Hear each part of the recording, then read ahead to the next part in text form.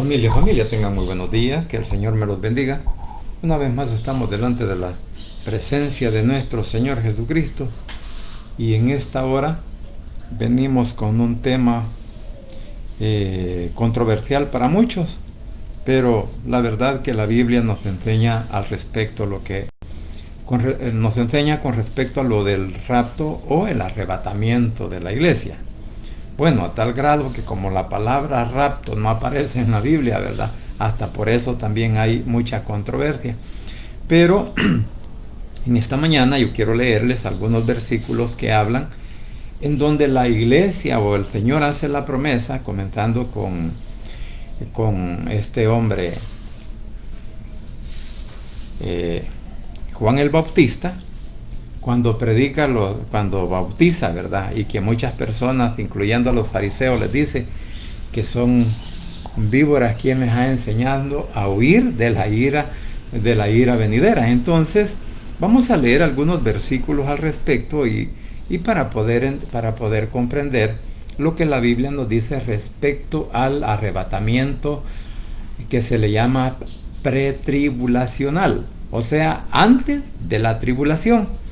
Y eso es lo que vamos a tratar de hablar en este momento para saber nosotros qué es lo que estamos esperando y cuál es el propósito de nuestro Señor Jesucristo, digamos, de su muerte, de su resurrección, el rescatarnos de las manos del enemigo para hacernos hijos y herederos juntamente con Él de parte de nuestro Padre Celestial. Entonces, quizás la pregunta sería, ¿cómo es posible que si el Señor nos vino a librar de la muerte, nos vino a rescatar de las garras del enemigo, nos vino a dar la oportunidad de ser hijos de Dios y nos vino a dar también la oportunidad de la vida eterna? ¿Cómo podría ser posible que si el Señor murió en la cruz para darnos esas promesas o esa bendición para todos y cada uno de nosotros, entonces, cómo sería posible si el Señor nos deja pasar o ya sea al principio,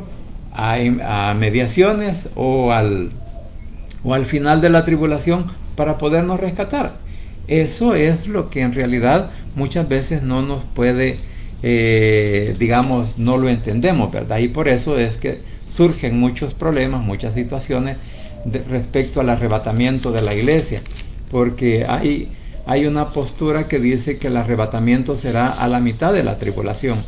Otra postura es que el arrebatamiento sucederá, es post-tribulacional, o sea, después del arrebatamiento, después del periodo tribulacional, entonces que la iglesia será librada. O sea que, así como tenemos apoyo nosotros, bíblicamente hablando, los que creemos en el arrebatamiento pretribulacional, entonces así también ellos presentan algunos versículos y pienso de que a la medida que vayamos avanzando voy a ir también leyendo los versículos los cuales ellos toman de manifiesto para creer de que el arrebatamiento no será antes, sino a la mitad o después de la gran tribulación. Así que vamos a comenzar pues pidiéndole al Señor que nos dé la dirección a través del poder del Espíritu Santo para poder desarrollar este tema. Padre Santo y bendito que estás en los cielos, gracias te doy por este momento, gracias por la oportunidad de la vida que nos das y gracias porque hasta aquí tú sigues siendo fiel con cada uno de nosotros.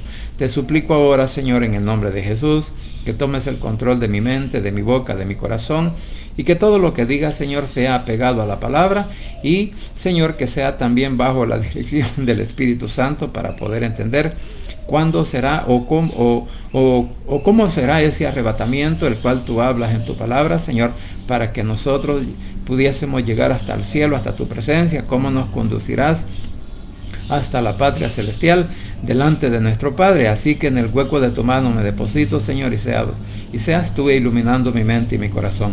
Asimismo, Señor, ruego por cada una de las familias que representamos, por nuestras donde quiera que se encuentren, que seas tú, por favor, ayudándoles en cualquier situación o circunstancia que estén pasando, como también, Señor, te clamo por el pueblo de Israel, por la paz en Jerusalén, por nuestro país, El Salvador, y por cada una de nuestras autoridades civiles y militares. Así también, Padre, que seas tú, por favor, obrando en la vida, en el corazón de cada uno de aquellos hombres de autoridad, para que puedan tomar, Señor, decisiones acertadas para nuestra nación. Así que te ruego, pues, Señor, que te quedes con nosotros y que siempre protejas al pueblo de Israel. Por la paz en Jerusalén te clamo, en el nombre de Jesús, tu Hijo amado y orado, bendito Señor. Amén y amén. Como dije, por eso no he puesto versículos bíblicos en lo que es el tema, sino que solamente he puesto, pues, que el rapto o el arrebatamiento de la iglesia, ¿verdad? Así que leemos lo que es en Mateo capítulo 3, versículo 7, donde Juan el Bautista le está diciendo a los fariseos, pues, que quién les ha enseñado a huir de la ira venidera. Dice así, dice la palabra de Dios tal como ha sido inspirada por el Espíritu Santo, enseñada y predicada por nuestro Cristo de la gloria celestial, dice de la siguiente manera: al ver que muchos de los fariseos y los saduceos venían a bautizarse, les decía: generación de víboras, ¿quién os enseñó a huir de la ira venidera? Lo mismo dice en Lucas capítulo 3, versículo 7, dice al respecto: y decía a las multitudes que salían para ser bautizadas por él: oh generación de víboras, ¿quién os enseñó a huir de la ira venidera? Bueno, como dije, esto es lo que está escrito en Mateo y en Lucas, capítulo 3, versículo 7 de cada uno de ellos. Entonces nos damos cuenta que Juan el Bautista como que reprende a los fariseos, como que reprende a las multitudes, o sea, incluyendo pues a aquellos que no creían en el Evangelio, a aquellos que incluso no creían en Juan el Bautista y se preguntaban: ¿quién es este? Bien, entonces, bajo esa circunstancia podríamos decir de que el Señor, pues, a través de su palabra comienza a decir la manera en que las personas pueden huir, o sea, que humanamente no se puede huir así solo por nuestro pensamiento o por nuestra manera de ser, para poder decir de que vamos a ser librados o salvos de la ira del Señor. Ahora, en Romanos capítulo 5, versículo 9 dice: pues mucho más estando ya justificados en su sangre, por él seremos salvos de la ira. O sea, este versículo en Romanos, Pablo lo escribe y enseña, ¿verdad?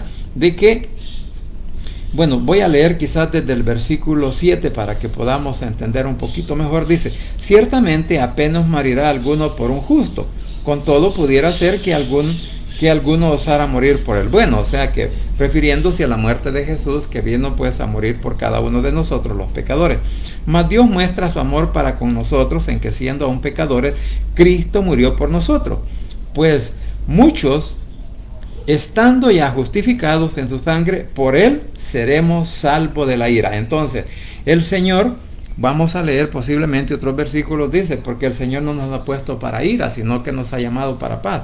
Por lo tanto, estos versículos comienzan diciendo pues que la iglesia será salva de la ira de Dios. Aquí prácticamente no dice que va a ser raptada, que va a ser levantada, no dice nada al respecto. Pero en Primera Tesalonicenses capítulo 1, Primera Tesalonicenses, versículo 1, versículo 10 dice: y esperando de los cielos a su Hijo, al cual resucitó de los muertos, a Jesús, quien nos librará de la ira venidera. Este versículo, decía, es el que nos enseña de que seremos librados de la ira venidera. O sea, esto también lo escribe Pablo en la primera carta a los Tesalonicenses, capítulo 1, versículo 10, y en el capítulo 5, y versículo 9 dice: porque no nos ha puesto Dios para ira, sino para alcanzar salvación por medio de nuestro Señor Jesucristo. O sea, que en otras palabras, lo que decía al inicio, ¿verdad? ¿Cómo es posible de que el Señor nos haya librado de las garras del enemigo, nos dé la oportunidad de la salvación, nos dé la oportunidad de estar en el cielo, o como Él dijo, ¿verdad? Yo soy el camino, la verdad y la vida, y nadie va al Padre si no es a través de Él, o sea, de nuestro Señor Jesucristo? Entonces, por eso decía, la pregunta: ¿cómo es posible de que si el Señor ha muerto por nosotros, pagó con su sangre, nos compró, nos ha redimido, nos ha lavado, nos da la promesa de la salvación eterna? Entonces, y viene ese tiempo de tribulación, un tiempo de angustia, como lo llama la palabra, el día de la aflicción, ¿verdad? O el gran día de la ira, o el día del Señor. De esa forma es relatado, por decirlo así, lo que es el periodo tribulacionario. Entonces, por esa razón, cuando vemos que este versículo en 1 Tesalonicenses capítulo 5, versículo 9 dice: porque no nos ha puesto Dios para ira, sino para alcanzar salvación por medio de nuestro Señor Jesucristo. Entonces, si el Señor ha dado promesa a la iglesia de que seremos levantados, de que seremos que nos pondrá, por decirlo así, si lo queremos ver bajo ese punto de vista, nos pondrá aparte, nos pondrá en un lugar seguro para que no pasemos por ese periodo tribulacionario. Y quiero decirlo, que ese lugar no será aquí en la tierra, ese lugar será pues allá en el cielo, ¿verdad? Delante del trono de nuestro Padre Celestial, en donde cada uno de nosotros vamos a tener la oportunidad de salvación. Ahora, también podemos leer en Tito, espéreme que quizás no lo anoté, pero es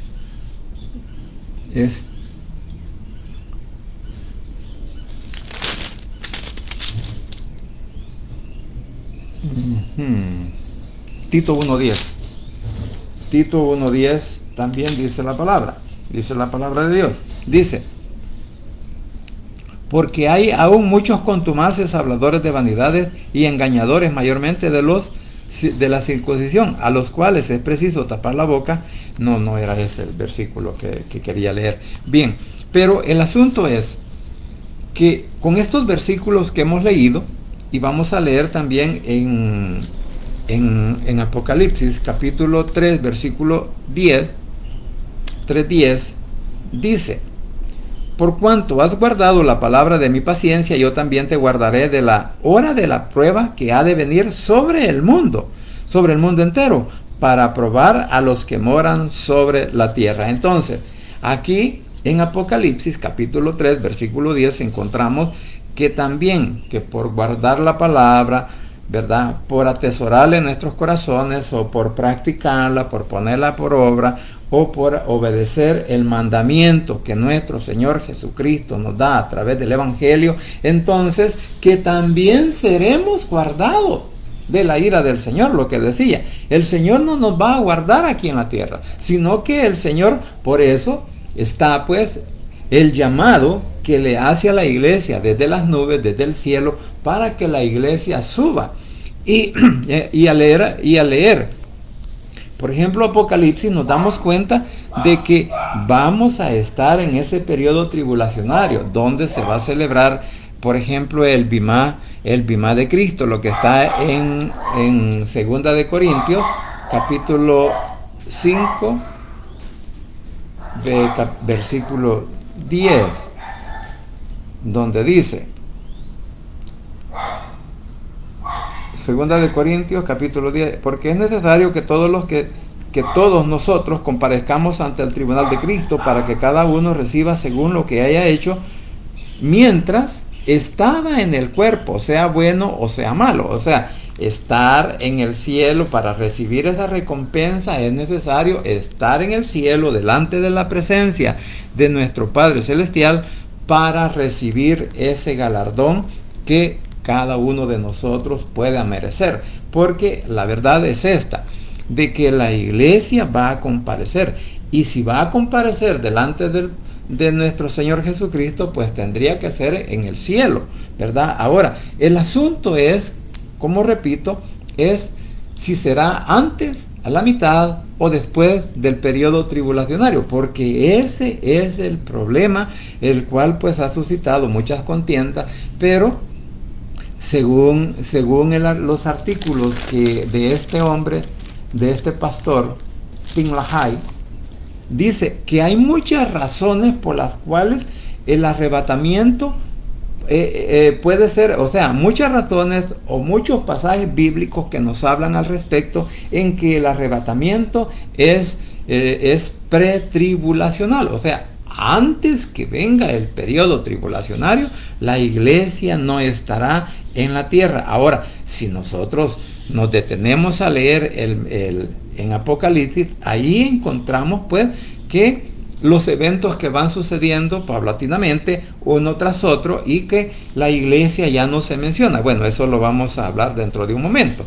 Ok, entonces, pero antes también quiero que leamos primeramente en Primera Tesalonicenses capítulo, ya hablando al respecto de lo que es pues de lo que es el arrebatamiento de la iglesia, como lo dice en Primera Tesalonicenses capítulo 13 al 18. Dice: tampoco queremos, hermanos, que ignoréis acerca de los que duermen. Esto lo dice Primera Tesalonicenses capítulo 4 del versículo 3 en adelante. Así dice la palabra de Dios. Tampoco queremos, hermanos, que ignoréis acerca de los que duermen, para que no os entristezcáis como los otros que no tienen esperanza. Porque si creemos que Jesús murió y resucitó, así también traerá Dios con Jesús a los que durmieron en él.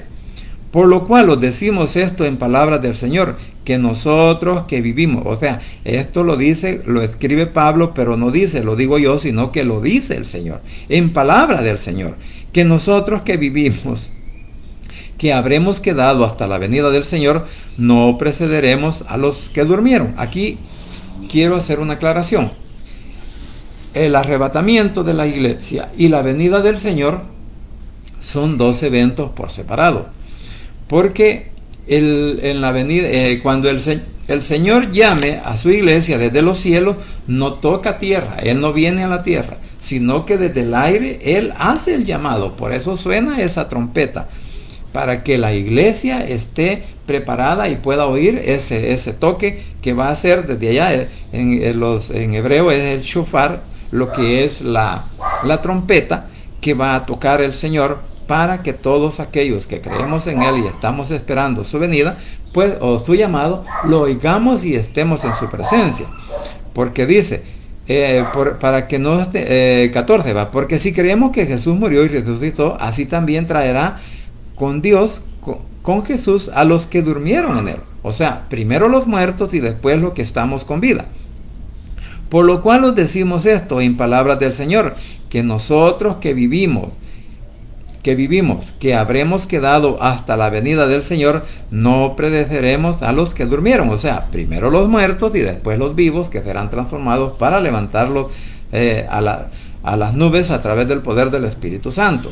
Porque el Señor mismo, dice el 16, porque el Señor mismo, con voz de mando, con voz de arcángel y con trompeta de Dios, descenderá del cielo, y los muertos en Cristo resucitarán primero. Luego nosotros, los que vivimos, los que hayamos quedado, seremos arrebatados juntamente con ellos en las nubes, para recibir al Señor en el aire, y así estaremos siempre con el Señor. Por tanto, alentaos los unos a los otros con estas palabras. Alentaos, esta es la esperanza que cada uno de nosotros tenemos, los que creemos en el arrebatamiento pretribulacional, porque esa es mi posición. Yo creo en esa postura, y por lo tanto creo de que el Señor nos levantará, o sea, a todos los que creemos nos levantará de la tierra antes que comience el periodo tribulacionario. Entonces, vemos aquí que el Señor, cuando decía que vamos a estar con Él para siempre, o sea, que en las nubes el Señor, por decirlo así, La Biblia nos enseña que tenemos 3 cielos. El primero, donde están la atmósfera, y podemos ver la luna, el sol y las estrellas.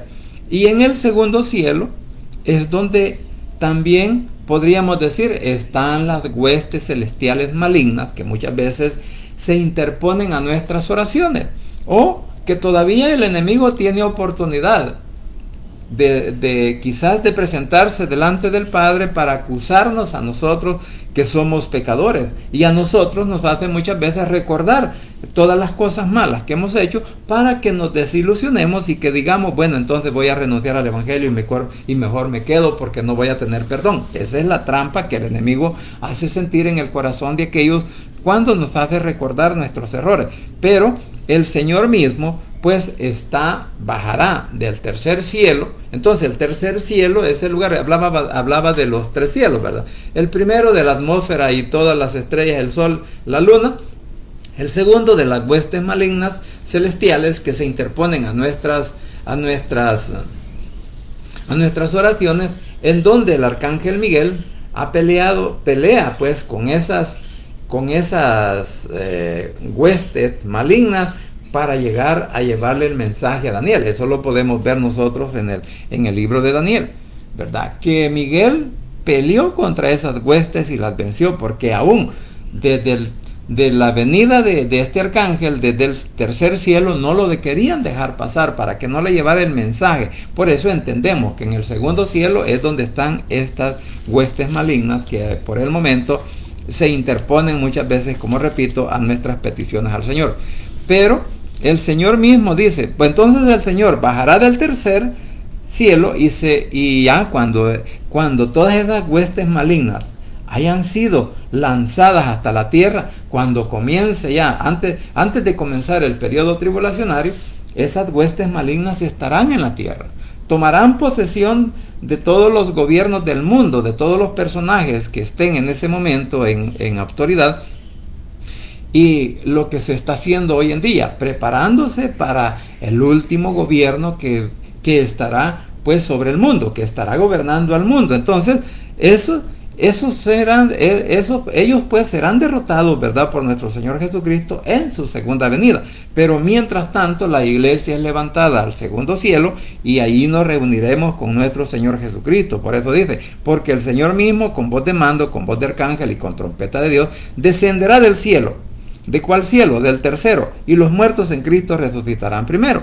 Luego nosotros, los que vivimos o los que hayamos quedado, seremos arrebatados juntamente con ellos en las nubes para recibir al Señor en el aire. Y así estaremos siempre con Él.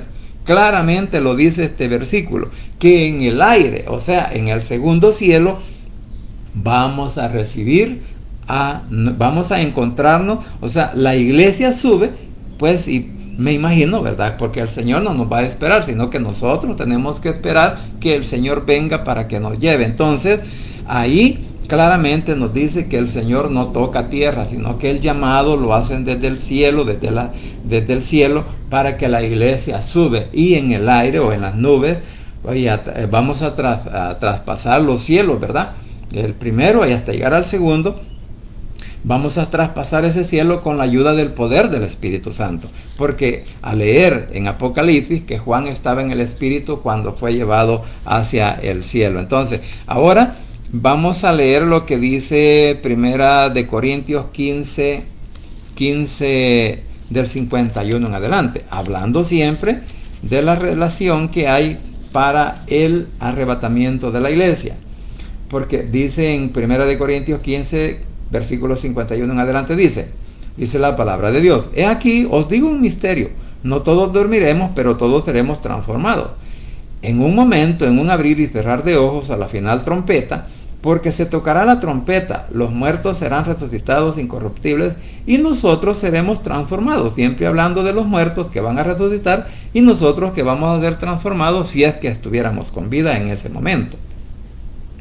Porque es necesario que esto corruptible se vista de incorrupción y esto mortal se vista de inmortalidad. O sea, que un cuerpo normal y corriente como el que ahora tenemos no podemos traspasar los cielos, sino que tiene que haber una transformación. ¿Por qué?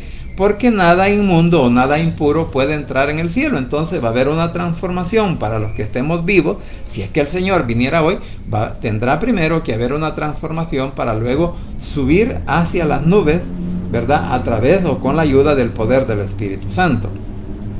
Dice el 54, y cuando esto corruptible se haya vestido de incorrupción, y esto mortal se haya vestido de inmortalidad, entonces se cumplirá la palabra que está escrita: sorbida es la muerte en victoria. En otras palabras, el enemigo no tiene potestad sobre nosotros mientras estemos de la mano con nuestro Señor Jesucristo. El enemigo no tiene poder para retenerlo sobre la tierra en el momento preciso que el Señor nos llame para estar delante de su presencia. O sea, que aquí también tenemos que hacer un compromiso propio. Cada uno de nosotros, ¿verdad? Como lo veíamos en los versículos anteriores, para ser guardados o apartados de la ira del Señor, tenemos que obedecer su palabra, obedecer sus mandamientos, de estar firmes sobre la roca inconmovible que es Cristo. Porque, vamos a decirlo, ¿verdad? Yo puedo decir que voy al cielo, yo puedo decir que voy a oír esa trompeta, yo puedo decir que el Señor me levantará en ese momento, pero ¿qué pasa si yo no estoy viviendo de acuerdo al Evangelio? ¿Qué pasa si yo no estoy viviendo de acuerdo a lo que la palabra me enseña o de acuerdo a lo que la palabra me manda que yo renuncie respecto al mundo? Si yo estoy practicando las cosas del mundo y no estoy obedeciendo la palabra, entonces ahí podría haber una duda, ¿verdad? ¿Será que me iré o será que me voy a quedar? ¿Será que voy a oír la trompeta o será que no la voy a oír? Porque ese es el detalle. Que si el Señor manda sonar esa trompeta, ¿verdad? Con voz de arcángel, como dice que un arcángel es el que sonará la trompeta, no es el Señor. Un arcángel sonará la trompeta. Y si esa trompeta yo no la oigo porque mi vida no está completa en el Señor, entonces puede ser que no la escuche. Y voy a decir, bueno, ¿y qué pasó cuando vea que ha desaparecido quizás mi familia, mi esposa, mis hijos o cualquier otra persona conocida del Evangelio, ¿verdad? Y que diga, o que le llame y me diga, no, él no está, desapareció. Entonces, pues puede haber la posibilidad, porque como dije, nada inmundo entrará en el cielo, porque por eso lo dice. La muerte es sorbida en victoria. Entonces, porque como dice el 54, cuando esto corruptible se haya vestido de incorrupción y esto mortal se haya vestido de inmortalidad, entonces se cumplirá la palabra que está escrita: sorbida es la muerte en victoria. O sea, que la iglesia, el creyente, el Hijo de Dios, que verdaderamente esté parado en la roca inconmovible que es Cristo, va a vencer aún la muerte. La muerte será vencida. ¿Por qué? Porque es más poderoso nuestro Señor Jesucristo, es más poderosa su sangre, es más poderoso el Espíritu Santo que todos los ofrecimientos que nos hace el enemigo muchas veces a través de lo material o a través de la carne. Entonces, cada uno de nosotros debe de tomar una decisión. Y por eso dice el 55, ¿dónde está, oh muerte, tu aguijón? ¿Dónde, oh sepulcro, tu victoria? O sea, que la muerte y la tumba no podrán detener a aquellos que han muerto en la esperanza de la venida o el llamado de nuestro Señor Jesucristo, el cual nos librará de la ira venidera.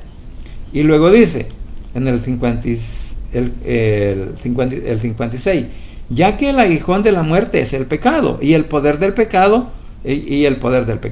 la ley, y el poder del pecado, la ley. Entonces, por medio de la ley, usted y yo no podríamos ser salvos, pero por medio de nuestro Señor Jesucristo y la fe que tenemos en Él, esa es lo que nos hace libres y eso es lo que nos da la victoria. Y luego dice el 57, mas gracias sean dadas a Dios que nos da la victoria por medio de nuestro Señor Jesucristo. O sea, la victoria no la alcanzamos nosotros porque somos merecedores de la misma, porque incluso nosotros a cada instante estamos fallando, pero el Señor, a través de su bondad, de su amor, de su misericordia, a través de nuestro Señor Jesucristo, nos ha dado la oportunidad de reivindicarnos.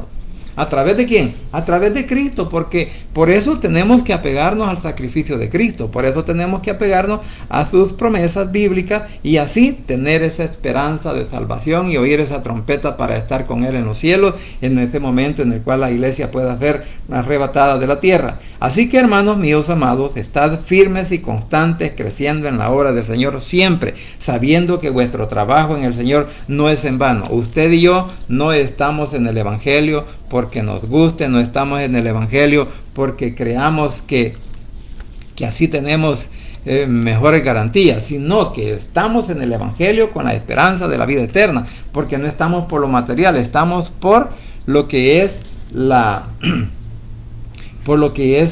pues la esperanza venidera de lo que es la salvación eterna para todos y cada uno de nosotros.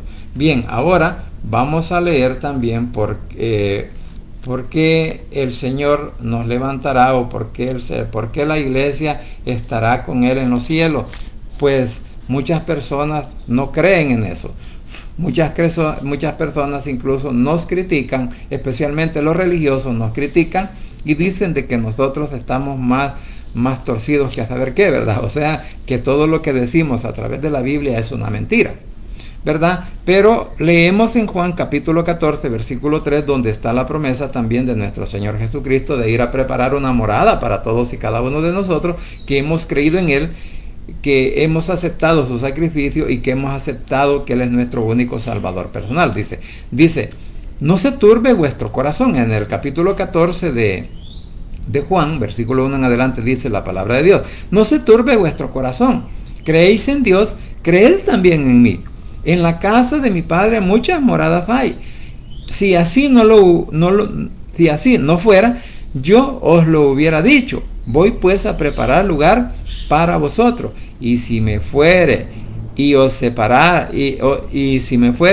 preparare el lugar, vendré otra vez y os tomaré a mí mismo, para que donde yo estoy, vosotros también estéis. Y sabéis a dónde voy, sabéis el camino, ¿verdad? Entonces, por eso en el 14:6 dice, ¿verdad?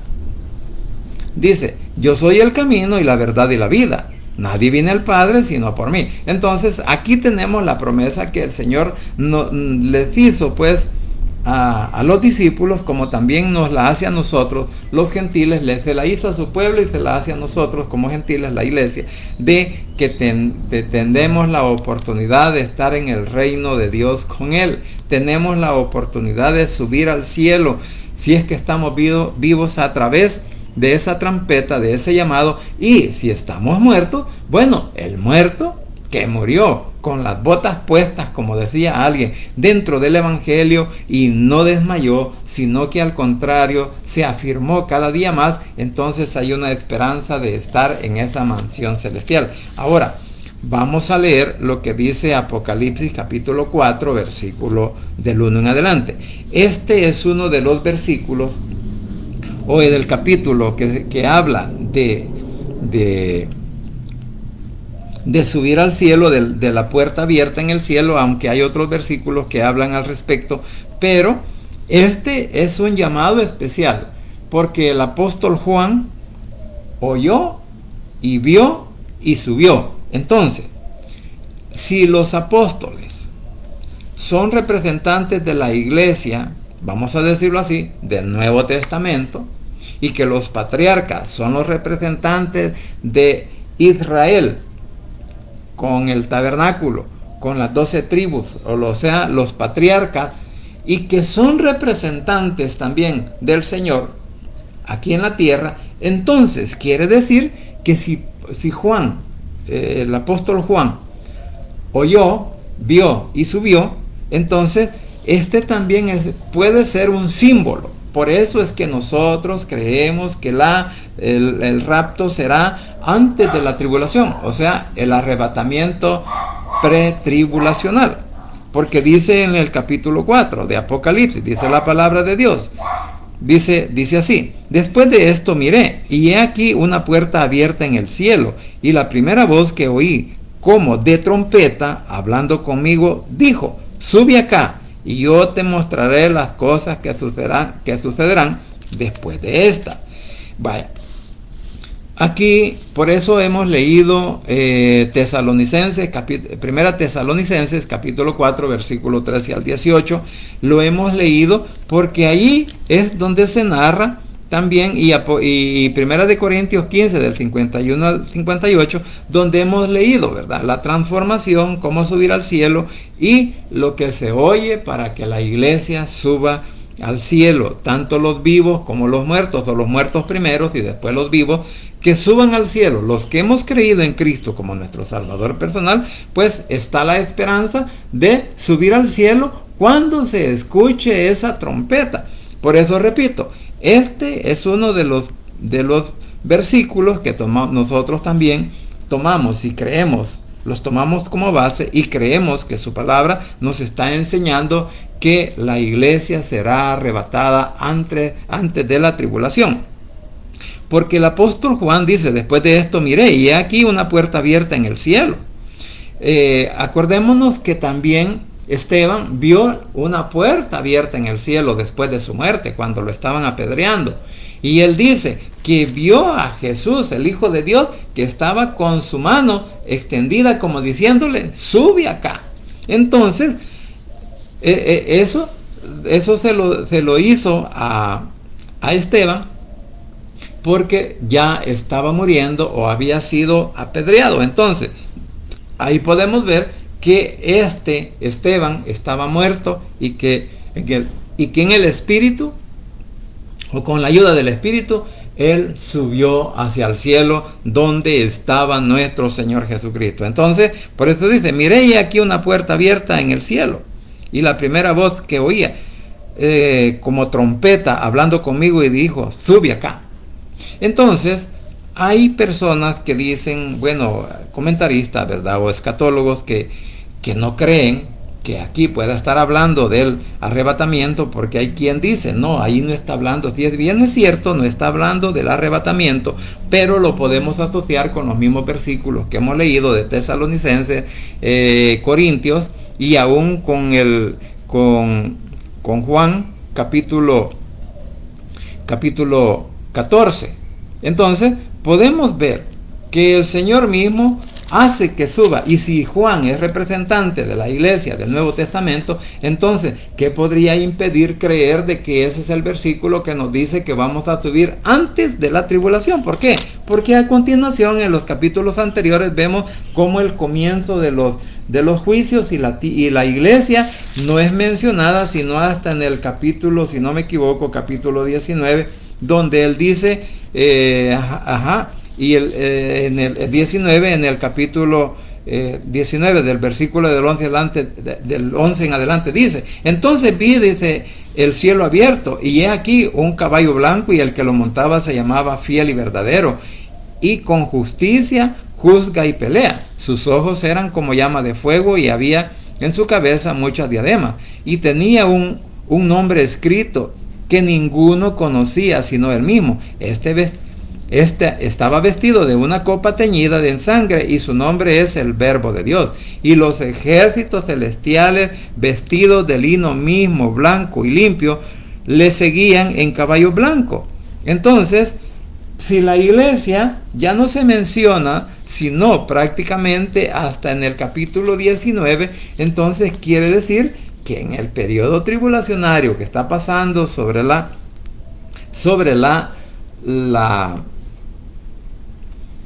tierra, entonces allá nosotros seríamos coronados con esas coronas que nos hace la promesa, ¿verdad? Tanto Timoteo y bueno, alguien más nos da la promesa de esas coronas, y que esas coronas las recibiremos en el Bimá, o el tribunal de Cristo. Por eso leíamos en la segunda carta de Corintios, capítulo 5, versículo 10, en donde cada uno recibirá su recompensa de acuerdo a las obras que haya hecho mientras estaba en la tierra, porque ahí la iglesia está compareciendo delante del Señor en el tribunal o el Bimá de Cristo, tomando una figura de lo que hacían los romanos cuando ellos, pues, a los atletas, cuando ganaban en esas competiciones, ¿verdad?, ese premio, esa corona de laurel, y se las daban a ellos. Entonces ahí recibían. Lo mismo hace alusión tanto Pablo como lo hace el apóstol Juan, refiriéndose a lo que los romanos hacían para darle pues ese premio, ¿verdad?, al ganador, ¿verdad?, y al atleta. Entonces, mientras que aquí en el Evangelio muchos podemos ser los ganadores, siempre y cuando que obedezcamos la palabra, siempre y cuando que nosotros creemos pues de que Jesús es nuestro único Salvador personal. Entonces, miré aquí una puerta abierta en el cielo, y la primera voz que oí, como de trompeta, hablando conmigo: sube acá, y yo te mostraré las cosas que sucederán después de esta. ¿Cuáles son las cosas que están escritas en Apocalipsis antes de esto? Bueno, el mensaje a las 7 iglesias que el Señor desde los cielos, y les hace una advertencia, una recomendación y una promesa a cada una de las iglesias que vienen a ser la iglesia universal del mundo. O sea, cuando digo iglesia universal me refiero al Evangelio, no me refiero a la iglesia universal romana, sino me refiero a la iglesia en sí, es espiritual y evangélica, que creemos en nuestro Señor Jesucristo como nuestro único Salvador personal, que creemos que Él es el Hijo de Dios y que Él también viene a ser Dios, porque nos da el poder para subir al cielo, para poder recibir ese galardón, para poder también recibir la promesa de la vida eterna y luego venir con Él hacia la tierra. Entonces, estas son, después de esas cosas, por eso decía que cuando leemos el libro de Apocalipsis podemos entender que el último, que desde el capítulo 4, en los primeros 3 versículos, hasta llegar en adelante hasta el 19, o sea que vamos a decirlo, que del capítulo 5 hasta el 19 no se menciona la iglesia. La iglesia no se menciona en el juicio de los sellos, no se menciona en el juicio de las trompetas, no se menciona en el juicio de las copas, sino que se menciona hasta que Cristo viene ya por segunda vez a la tierra. Por eso decía, son eventos separados. El arrebatamiento es uno y la venida del Señor es otro. Por eso y luego dice en el versículo 2, capítulo 4 de Apocalipsis, dice: y al instante yo estaba en el Espíritu, y aquí un trono establecido en el cielo, y en el trono uno sentado. Juan está describiendo, y como dice, yo estaba en el Espíritu, y en el instante, por eso dice la Biblia, en un abrir y cerrar de ojos subiremos al cielo todos aquellos que hemos creído en Cristo como nuestro único Salvador, y que Jesús es el Hijo de Dios, que Jesús es el que ha vencido la muerte, que Jesús es el que ha vencido el poder de Satanás para podernos atar a la tierra, y que con su poder nosotros vamos a subir al cielo. Entonces, por eso dice, en el Espíritu, o sea, como dice en Corintios, en un abrir y cerrar de ojos, o sea, en un chispazo, vamos a estar delante, vamos a traspasar los cielos hasta llegar, porque por eso la transformación, por eso vamos a decirlo así, una transfiguración que el cuerpo va a recibir, tanto los humanos como también el que ha estado muerto, porque eso incorruptible subirá, porque nuestros cuerpos se vestirán de gloria, nuestros cuerpos se vestirán de poder, nuestros cuerpos serán, por decirlo así, irresistibles. O sea, la atmósfera o el cambio de atmósfera no nos puede destruir, no nos puede desintegrar o destruir, así como los asteroides cuando vienen desde arriba, ¿verdad?, desde el espacio sideral, y vienen y traspasan la atmósfera, se vuelven polvos. Entonces el Señor nos dará esa capacidad, ese poder de traspasar los cielos sin subir ningún daño, pero antes tenemos que ser transformados y vestirnos de la gloria de nuestro Señor Jesucristo. Entonces dice, y al instante yo estaba en el Espíritu, y aquí un trono establecido en el cielo, y en el trono uno sentado. O sea, que él vio el trono, pero también vio a la figura, a la persona que estaba sentada. Dice, y el aspecto del que estaba sentado era semejante a la piedra de jaspe y de cornalina, y había alrededor del trono un arco iris semejante a un aspecto a la esmeralda. O sea, que él no describe a la persona, sino que describe su resplandor, describe su poder, describe su gloria, describe la majestuosidad que tiene nuestro Padre Celestial en ese momento cuando está en ese trono de la gloria. Entonces, ¿qué quiere decir? Y adelante, pues vamos a continuar este capítulo más adelante y nos vamos a dar cuenta quiénes son los que están. Bueno, vamos a leer en el 4. Dice, y alrededor del trono había 24 tronos y vi sentados en los tronos a 24 ancianos vestidos de ropas blancas con coronas de oro en sus cabezas. Entonces, alguien puede decir, esos eran ángeles especiales que el Señor, o alguien podría creer, no, esos solamente son figuras. Pero recordemos que si hablamos de los 24 ancianos, estamos hablando de los 12 patriarcas, como también de los 12 apóstoles, y estamos hablando también de las 24 órdenes que habían en el tabernáculo, que en turno llegaban a servir al templo. O sea, lo que dice en Primera de Crónicas, capítulo, si no me equivoco, 24. Ahí están las 24 órdenes de los sacerdotes que estaban allá. Entonces, si fueran los representantes, los sacerdotes, los 12 de las 12 órdenes que están ahí, bueno, siempre están representando a quién, al pueblo de Israel, a la iglesia del Antiguo Testamento, y los apóstoles representan a la iglesia del Nuevo Testamento. Entonces, aquí prácticamente no nos queda duda respecto a la palabra. Pueden quedar dudas respecto a interpretación, respecto a entendimiento, pero no respecto espiritualmente, si lo vemos bajo el ojo espiritual esta palabra. Bueno, hablando de eso, alguien podría decir que yo estoy espiritualizando la palabra. No, yo estoy leyendo lo que la Biblia nos enseña. Y de esa manera, usted y yo podemos estar seguros de que el día que el Señor llame a su iglesia, usted y yo podemos estar en la lista de irnos, siempre y cuando que estemos caminando de acuerdo a la voluntad de nuestro Señor Jesucristo, no de acuerdo a mi propio pensamiento, no de acuerdo a mi propio deseo, no de acuerdo a lo que yo crea conveniente hacer respecto al Evangelio, sino con respecto a lo que nuestro Señor Jesucristo nos enseña y nos dice. Porque después de esto vienen todos los juicios. Primero, pues, en el capítulo 5 hablamos del rollo y del Cordero, que es nuestro Señor Jesucristo, quien rompe esos sellos que aparecen en el capítulo 6. Así que, mis hermanos, espero pues que usted y yo hayamos aprendido algo respecto a lo que la palabra nos enseña para ser guardados de la ira, para ser librados de la ira, que el Señor no nos ha puesto para ira, sino para salvación. O sea, que Él nos llevará antes de que la tribulación comience aquí en la tierra. Antes que esos juicios comiencen, el Señor estaremos delante con su presencia. Eso es si usted y yo así lo creemos. Pero si usted y yo dudamos, si usted y yo no creemos en la palabra ni en las promesas que el Señor nos ha dado, bueno, cada uno de nosotros pues va a recibir lo que merezca. Entonces, por eso digo que si nosotros queremos estar en el arrebatamiento de la iglesia antes de la tribulación, bueno, tenemos que comportarnos como hijos de Dios, tenemos que comportarnos como tal, tenemos que vivir nuestra vida de acuerdo al Evangelio y no de acuerdo a nuestra propia voluntad. ¿Por qué? Porque solo en Cristo Jesús hay poder y hay salvación, y no se olvide que el Rey pronto habrá de venir. Vamos a orar.